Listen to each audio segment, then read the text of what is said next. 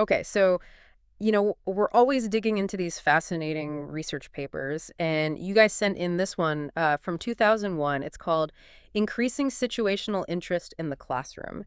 And it really got me thinking, we talk a lot about how to learn effectively, but how much of it comes down to just being interested in the first place, right? Like, how do Yeah. you actually get yourself to want to learn something, even if it doesn't seem that exciting on the surface? Yeah, I think that's something we've all struggled with, right? Hmm. You're staring at a textbook or a screen, you're just like, come on, brain, get interested. Yeah. But this paper dives into a really cool concept called situational interest. Yeah. And it's basically that immediate spark, the thing that pulls you in and makes you want to keep learning right now. Right. And what I found really interesting is that they make a clear distinction between this situational interest and what they call personal interest. Yeah. So personal interest is more like that long-term passion, the thing you're always fascinated by. Like for me, it might be history, or for you, it might be music theory or something. Yeah. Exactly.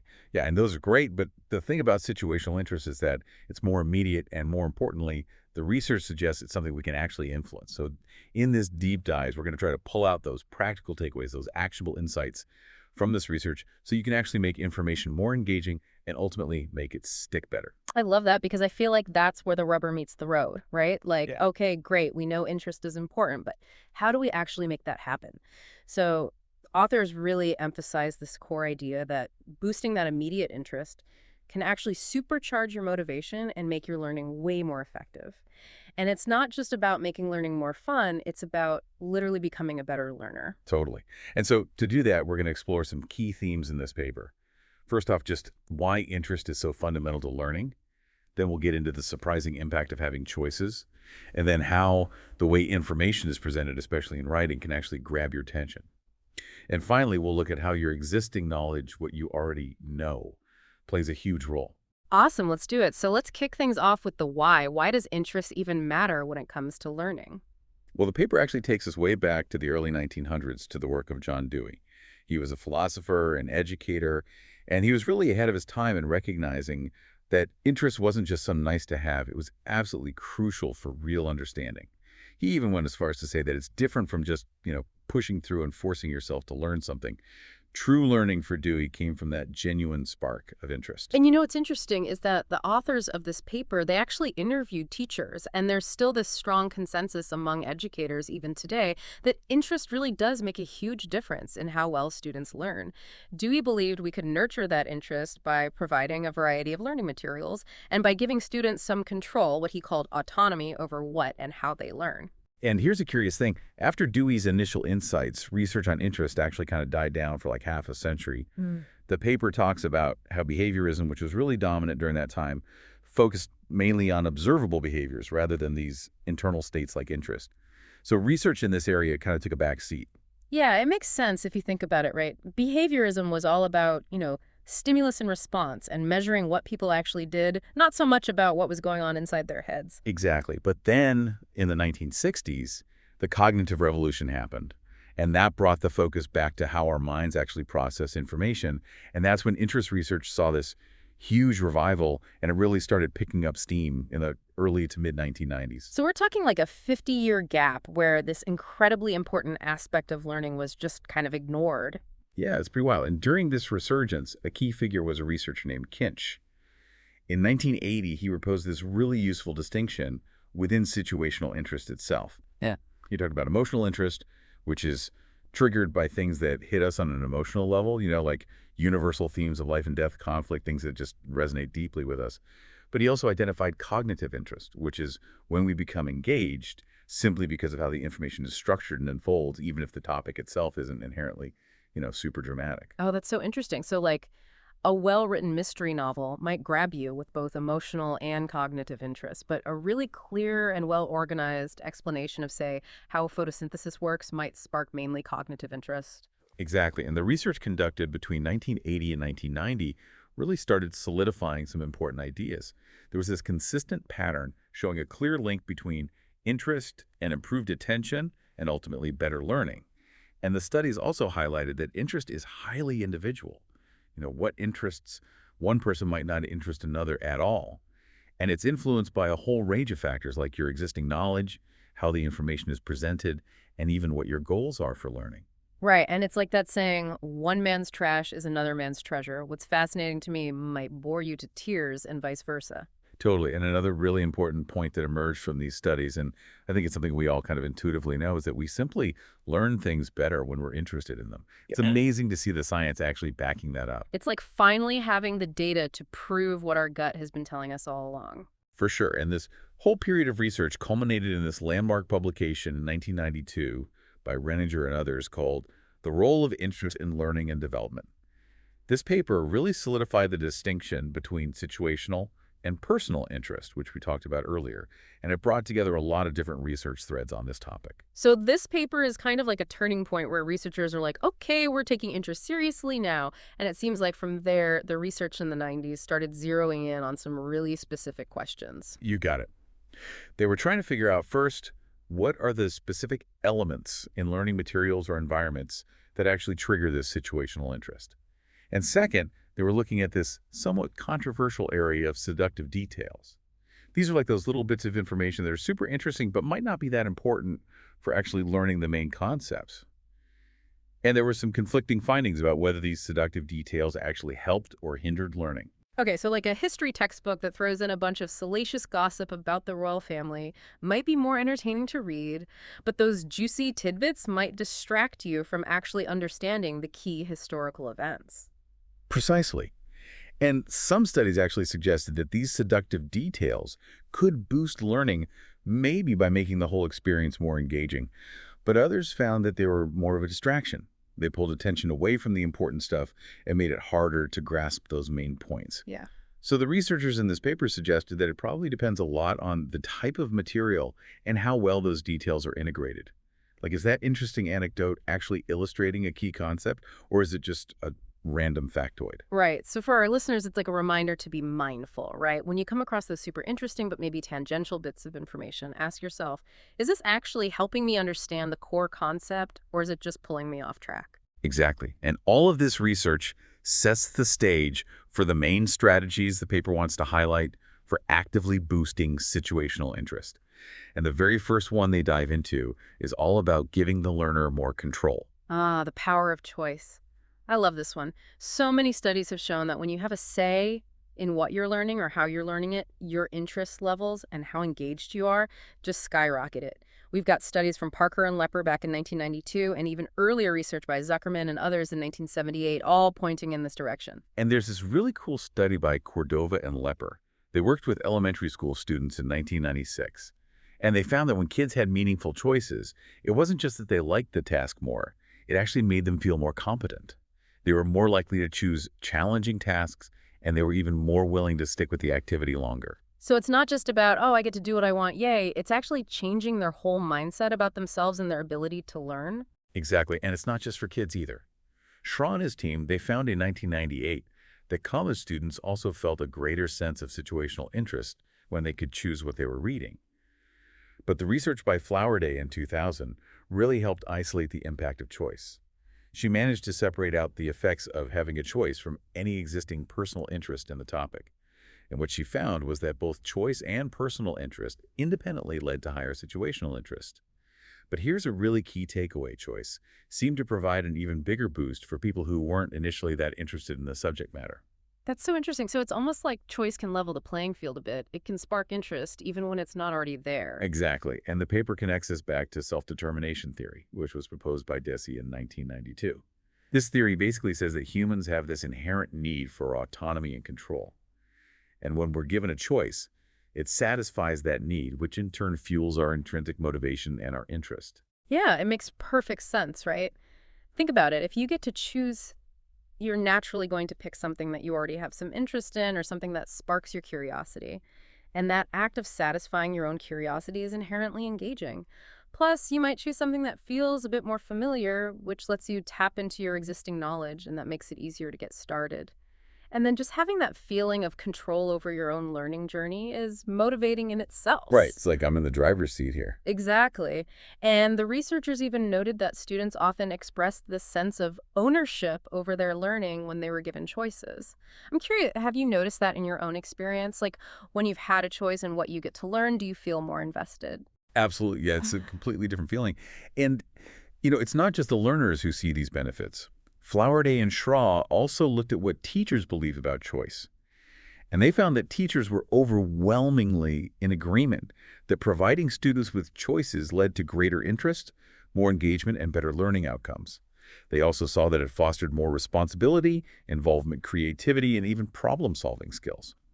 And importantly, they felt it was especially beneficial for students who typically showed low interest because it gave them that crucial sense of control. It's like it flips the script, right? Instead of, ugh, I have to do this, it becomes, I get to choose this. Exactly. And the teachers in this study offered some really practical tips for how to implement choice effectively.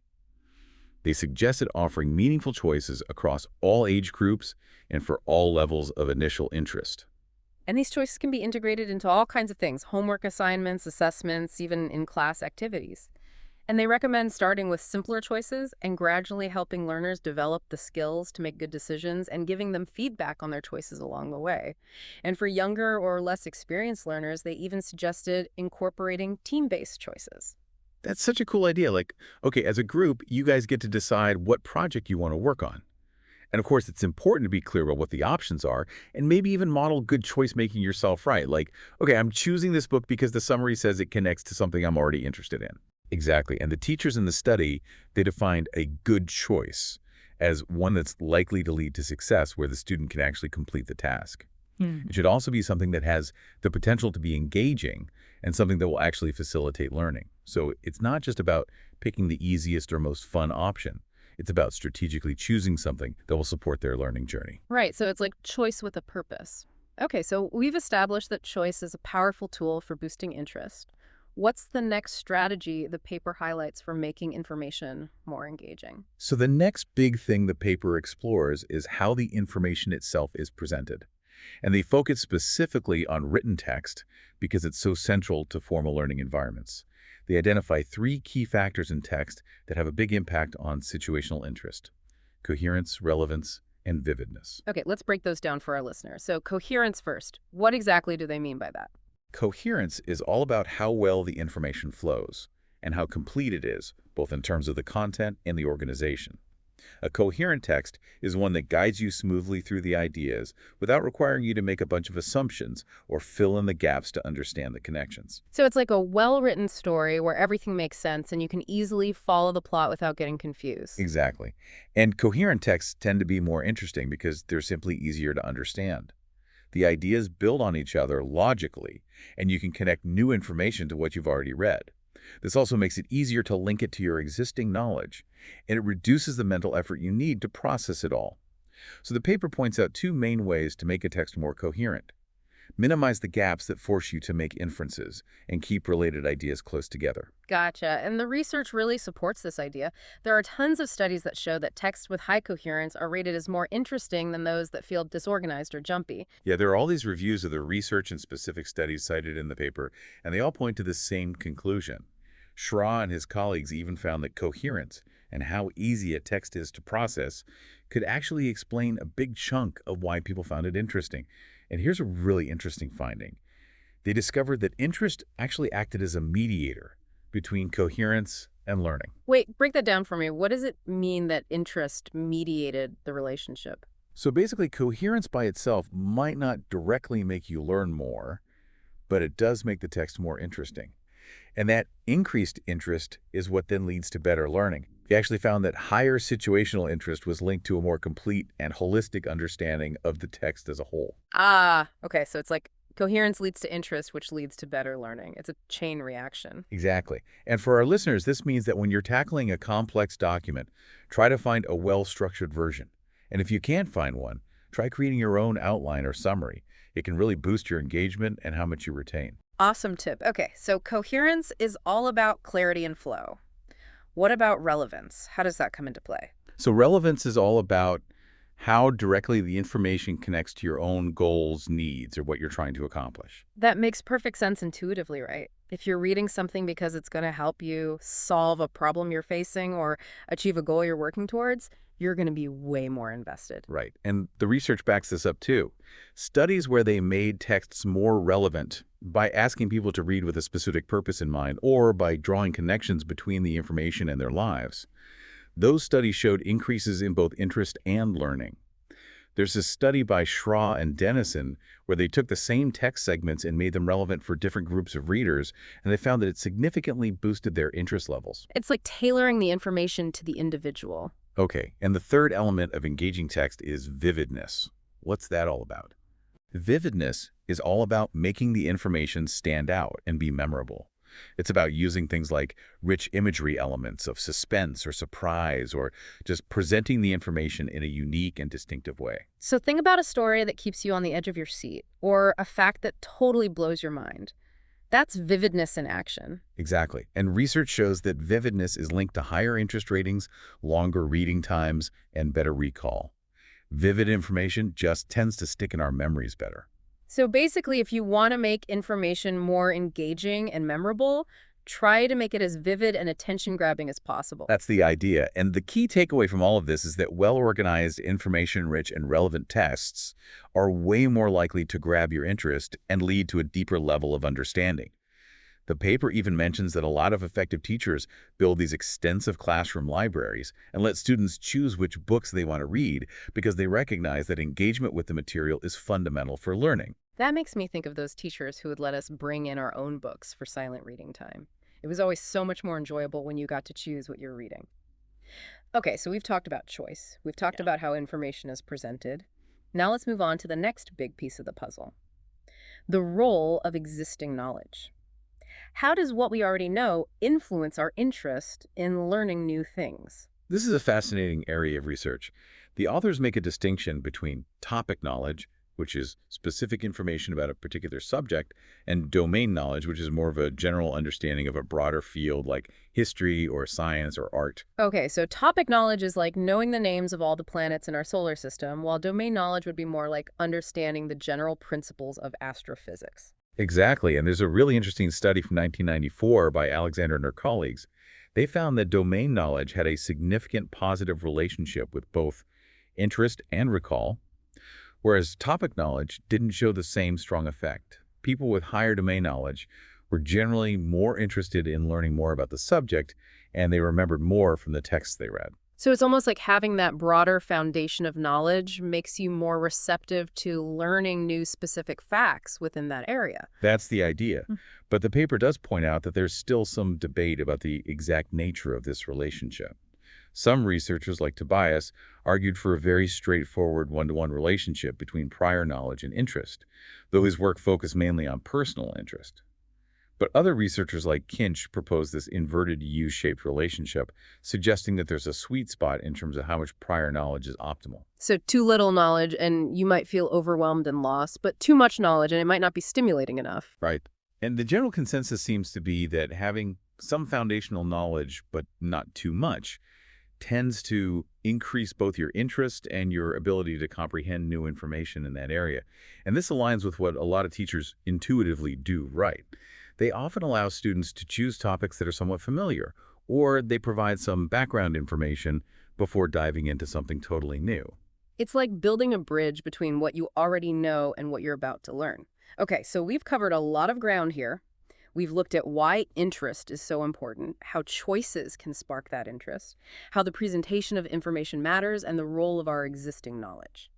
Now let's bring it all together. What are the key takeaways for our listeners? So the authors of this paper, they offer 6 practical suggestions for how to actively boost situational interest in your own learning.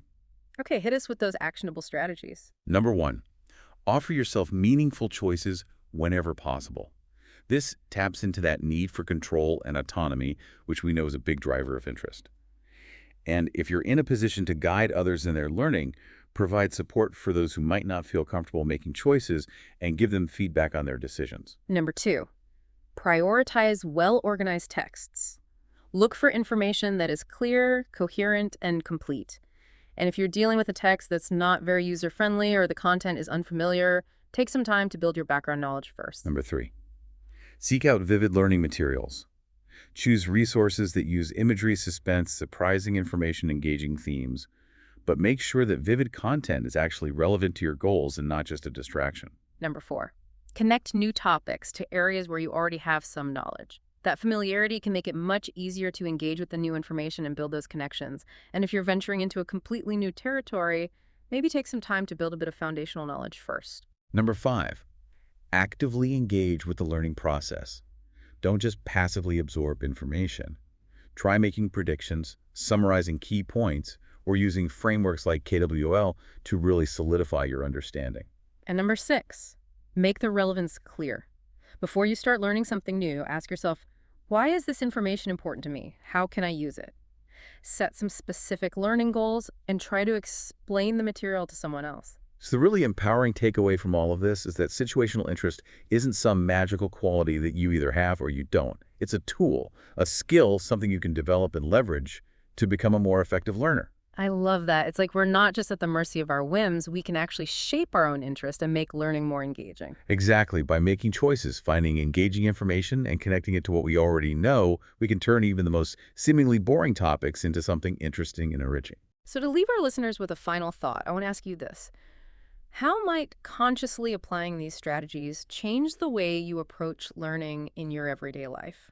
What topics that you might normally dismiss as boring could suddenly become fascinating if you took a different approach? It's about moving beyond just being a passive recipient of information and becoming an active participant in your own learning. Thank you so much for joining us for this deep dive. We hope it's not only given you some new insights, but has also sparked some fresh interest in how you can become a more curious and engaged learner. My pleasure. It's been great exploring this with you.